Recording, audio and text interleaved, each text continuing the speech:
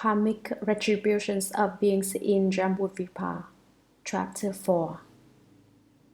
At that time, Earth-star Bodhisattva said to the Buddha, "World Honored One, because I receive the awesome spiritual strength of the Buddha, First Come One, I am able to divide my body and rescue beings who are undergoing karmic retributions everywhere in billions of worlds.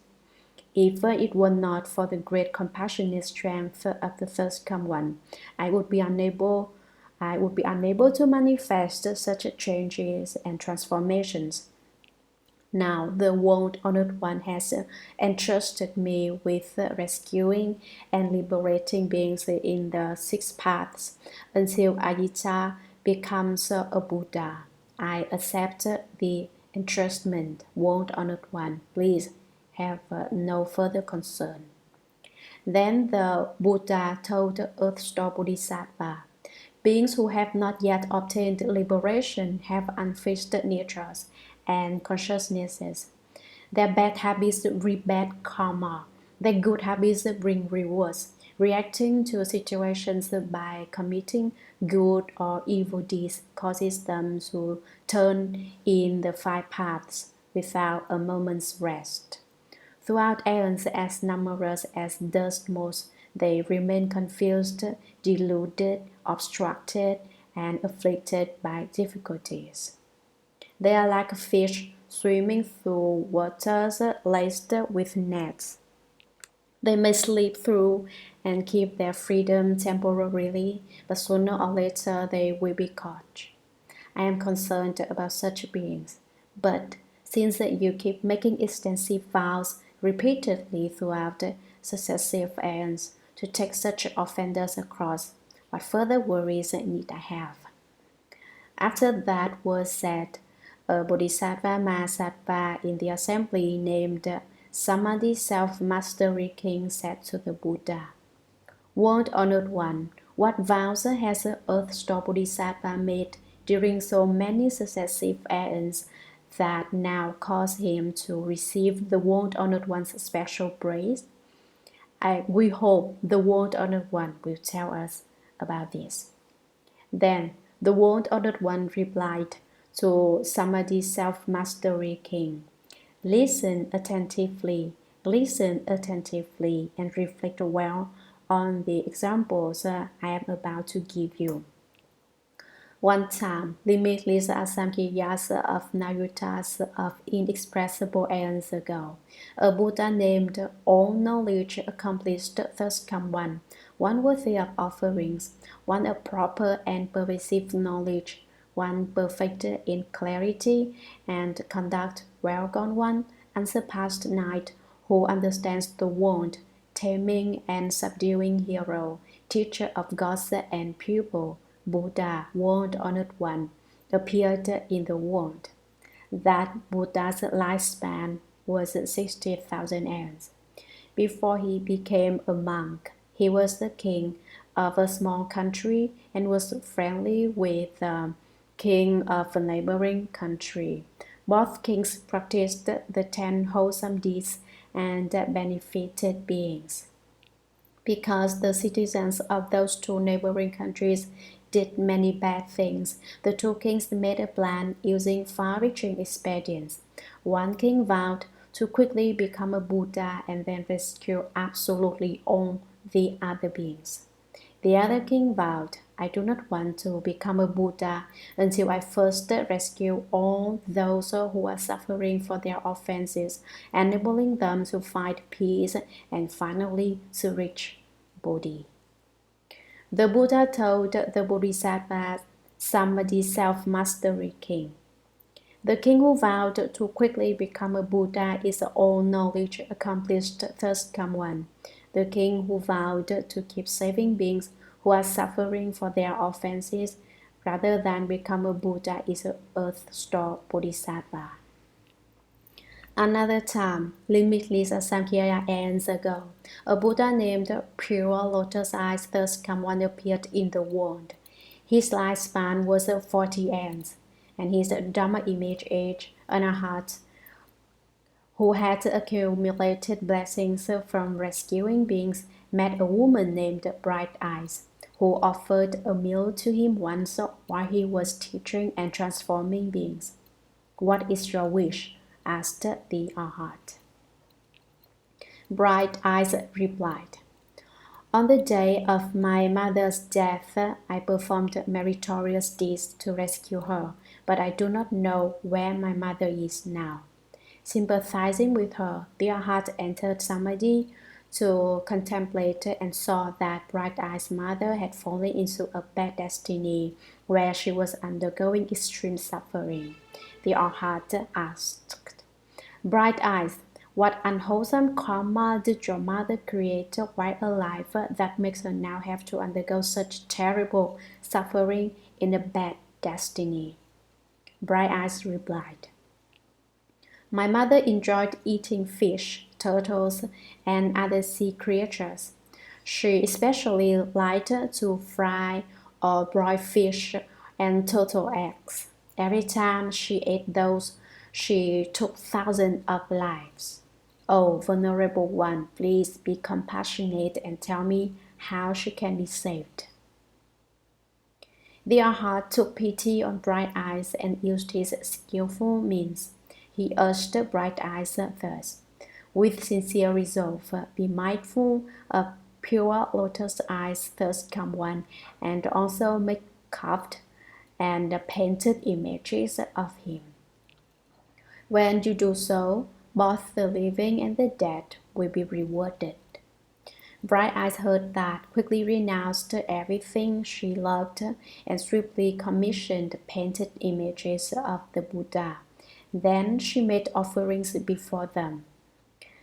The reverence she felt moved her to tears, and she wept in grief as she beheld and bowed to the Buddha.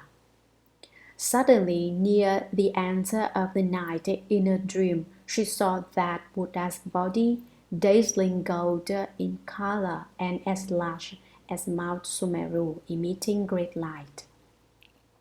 He said to Bright Eyes, "Your mother will be born in your household before long, and as soon as that infant can feel hunger and cold, he will speak." Shortly thereafter, a maidservant in the house bore a son who spoke before he was 3 days old. Lowering his head and weeping, he said to Bright Eyes, "The karmic conditions we create during our lives and deaths result in retributions that we ourselves must undergo. I am your mother and have been in darkness for a long time. Since you and I parted, I have repeatedly fallen into the great house.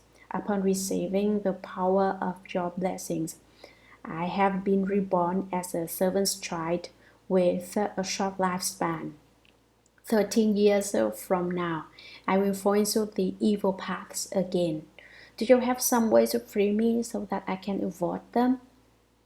When Bright Eyes heard those words, she knew without a doubt that they were her mother's.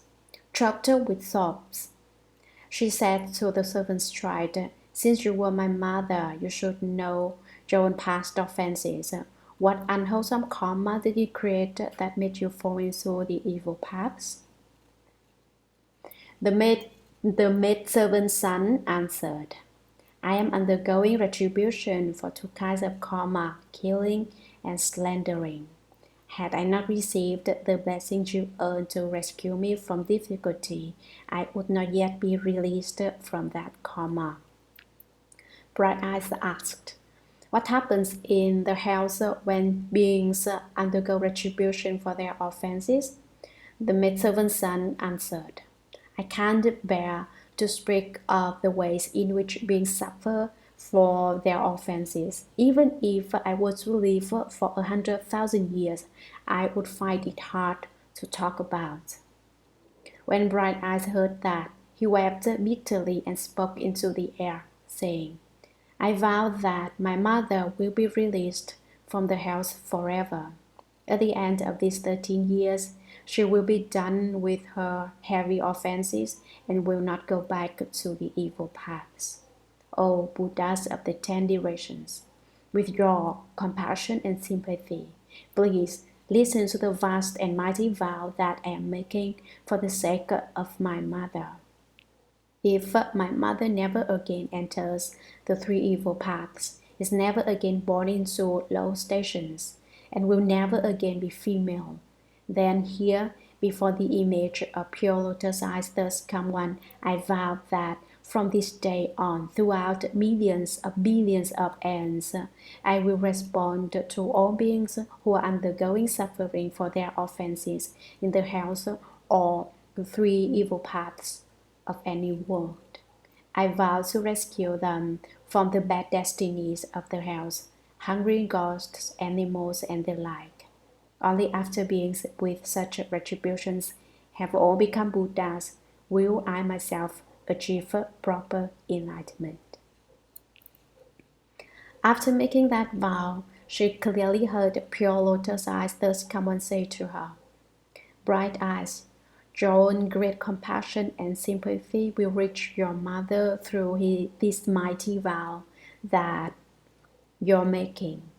My contemplation shows me that after 13 years, your mother will be done with this retribution and will be born as a Brahman with a lifespan of 100 years. After that retribution, she will be born in the lands of no concern with a lifespan of uncountable aeons. Later, she will realize the fruition of Buddhahood and save people and gods as numerous as sand grains in the Ganges. Shakyamuni Buddha told Samadhi self-mastery king, the arhat whose blessings have bright eyes, then is now inexhaustible intention Bodhisattva. The mother of bright eyes is now liberation Bodhisattva. Bright eyes herself is now earth store Bodhisattva. He has been extending his compassion and sympathy like that from distant ends onward by making vows as many as Ganges sands to rescue vast numbers of beings. Men and women in the future may fail to do good deeds and only do evil, may not believe in cause and effect, may indulge in sexual misconduct and false speech, may use divisive and harsh speech, and may slander the great vehicle. Beings with karma like that should certainly fall into bad destinies. But if they encounter good and wise advisors who exhort them and lead them to quickly take refuge with Earth Star Bodhisattva, then those beings will just as quickly be released from their retributions in the 3 evil paths. If those beings are determined and respectful, if they behold, bow to, and praise the Bodhisattva, and if they make offerings of flowers, incense, clothing, jewels, food, and drink to him, they will enjoy supremely wonderful bliss in the heavens for millions of billions of aeons. When their blessings in the heavens end, and they are born as pupils throughout hundreds of thousands of aeons, they will have the potential to be national leaders, able to remember all aspects of causes and effects from previous lives. Oh, Samadhi self-mastery king, Earth Star Bodhisattva has such inconceivably great, awesome spiritual power that he uses expansively for the benefit of beings. All of you Bodhisattvas should remember this sutra and proclaim and spread it far and wide. Samadhi self-mastery king Bodhisattva said to the Buddha, World Honored One, please do not be concerned. We, thousands of billions of Bodhisattvas, Mahasattvas, based on the Buddha's awesome spiritual strength, will certainly proclaim this sutra widely throughout Jambudvipa for the benefit of beings. Having spoken thus to the World Honored One, Samadhi self-mastery king Bodhisattva put his palms together, respectfully bowed, and withdrew. At that time, the four heavenly kings arose from their seats, put their palms together respectfully, and said to the Buddha, "World honored one, Earth's Bodhisattva has been making such great vows from distant ends past until now. Why is it that even now he has not yet finished taking beings across? Why does he continue to renew his vast and mighty vows? Please, world honored one, explain that for us." The Buddha told the four heavenly kings, "Excellent, excellent. Now, to benefit you and to extend that benefit to people and gods of the present and future, I will speak about how Earth's Bodhisattva, out of compassion and pity, uses expedient devices within the paths of birth and death in Jambudvipa in the Saha world to rescue, take across, and liberate beings who are undergoing suffering for their offenses." The four heavenly kings replied, "Please, word on one, we would like to hear about his work." The Buddha told the four heavenly kings, "From distant ends past up to the present, Earth's Bodhisattva has been rescuing and liberating beings. Since his vows are still not fulfilled, he continues with compassion and sympathy to help beings suffering for their offenses in this world. Moreover, he sees the ceaseless tangle of their causes extending on through infinite future ends. Because of that, he renews his vows. Thus, in this world, on the continent of Jambudvipa, this Bodhisattva teaches and transforms beings by means of millions of billions of expedient devices. Oh, for heavenly kings to kill us, Earth's Bodhisattva says that short lifespans will be the retribution. To robbers, he says that poverty and acute suffering will be the retribution. To those who indulge in improper sex, he says that rebirth as pigeons or as mandarin drakes or ducks will be the retribution. To those who use harsh speech, he says that quarreling families will be the retribution. To those who slander, he says that being tongueless and having cankerous mouths will be the retribution. To the hateful, he says that being ugly and crippled will be the retribution. To the stingy, he says that not getting what they seek will be the retribution. To gluttons, he says that hunger, thirst, and sicknesses of the throat will be the retribution. To hunters, he says that a frightening insanity that destroys one's life will be the retribution. To those who oppose their parents, he says that being killed in natural disasters will be the retribution. To arsonists who burn mountains and forests, he says that trying to take their own lives in the confusion of insanity will be the retribution. To cruel parents or step-parents, he says that being flogged in future lives will be the retribution. To those who net and trap young animals, he says that being separated from one's own children will be the retribution. To those who slander the triple jewel, he says that being blind, deaf, or mute will be the retribution. To those who slight the Dharma and regard the teachings with arrogance, he says that remaining in the bad paths forever will be the retribution. To those who destroy or misuse possessions of the eternally dwelling, he says that revolving in the house for hundreds of millions of ants will be the retribution. To those who define the pure conduct of others and bear false witness against members of the Sangha, he says that remaining in the animal realm forever will be the retribution. To those who scorn, burn, behead, maim, or otherwise harm beings. He says that undergoing the very same suffering will be the retribution.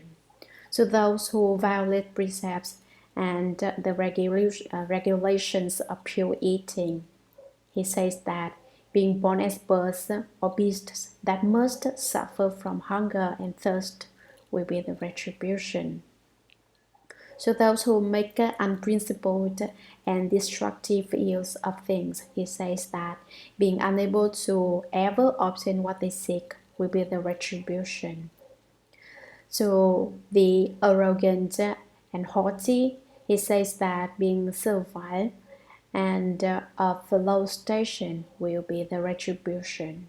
So those whose is backbiting to cause discord among others, he says that being tongueless or having speech impediments will be the retribution. So those with daring views, he says that being reborn in backward regions will be the retribution. The bad habits involving body, mouth, and mind karma that beings of Jambudvipa perpetuate results in hundreds of thousands of retributions like those. I have only listed a few examples here.